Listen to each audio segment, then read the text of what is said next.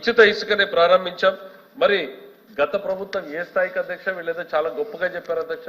చిన్న పిల్లలకు సంబంధించి పౌష్టికాహారాన్ని అందించే దానికోసం పెట్టి చిక్కి కోడిగుడ్లు పెడితే అధ్యక్ష 3 సంవత్సరాల పాటు వాటికి బిల్లులు చెల్లించకుండా పేమెంట్ పెండింగ్ పెట్టారు అధ్యక్ష. మేము వచ్చిన తర్వాత రిలీజ్ చేశాం అధ్యక్ష.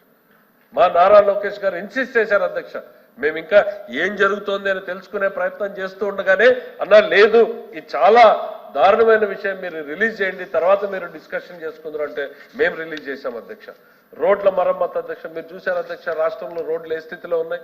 ప్రజలు ఓట్లేసింది ఈరోజు మా మాటల మీద నమ్మకాన్ని విశ్వాన్ని ఉంచి ఒకవైపు అయితే, రెండో వైపు ఆ ప్రభుత్వం గతంలో అవలంబించినటువంటి దుర్మార్గపు నిర్లక్ష్య విధానాల అధ్యక్ష. రోడ్లకి మేము వచ్చిన తర్వాత అధ్యక్ష గతంలో చేసిపోయినటువంటి కాంట్రాక్టర్లు ఎవరో కూడా మాకు సంబంధం లేదు అధ్యక్ష. 1200 కోట్లను రిలీజ్ చేశాం అధ్యక్ష. ఎందుకు? వాళ్ళ బకాయిలు పెట్టిపోతే, కాంట్రాక్టర్లు పని చేయకుండా ఆగిపోతే వ్యవస్థ నడవాలి అనేటువంటి ఉద్దేశంతో వాళ్ళకు రిలీజ్ చేశాం అధ్యక్ష. 1వ తారీఖునే జీతాలు ఇస్తున్నాం అధ్యక్ష. కళ్యాణి గారు మాట్లాడుతూ ఏదో సోషల్ మీడియాలో వచ్చినవన్నీ శాసనసభలో మాట్లాడతారు అధ్యక్ష. ఖచ్చితంగా ప్రతి నెల 1వ తారీఖున పేమెంట్ స్టార్ట్ చేస్తున్నాం. 1, 2 స్పిల్ ఓవర్ కావచ్చు అధ్యక్ష 2వ తారీఖుకి. దాన్ని కూడా వీళ్ళు వెటకారం చేసేటువంటి ప్రయత్నం వస్తుందంటే మీకు మనస్సాక్షి ఎట్లా వచ్చిందంట. 10వ తారీఖు, 15వ తారీఖు, 18వ తారీఖు కూడా జీతాలు వేసినటువంటి పరిస్థితి గత ప్రభుత్వంలో ఉంది అధ్యక్ష.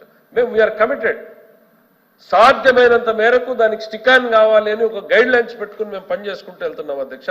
మరి అట్లానే విభజన హామీల్ని అమలు చేసే దిశగా కేంద్రంతో మాకున్నటువంటి సాన్నిహిత్యాన్ని బట్టి ఈరోజు అమరావతికి 15,000 కోట్ల రూపాయలు తీసుకొచ్చాం అధ్యక్ష. అమరావతికి 12,500 కోట్ల రూపాయలని తీసుకురావడం జరిగింది అధ్యక్ష. దీంతో పాటు కర్నూలు జిల్లా ఓర్వకల్లు, కడపలోని కొప్పర్తి పారిశ్రామిక వాడలకు 25,000 కోట్ల రూపాయలు పెట్టుబడులు అధ్యక్ష. దాదాపు 75,000 నుంచి 1,00,000 మందికి ఉద్యోగాల్ని కల్పించేటువంటి ప్రాజెక్టులకు ఆమోదం కల్పించడం జరిగింది అధ్యక్ష.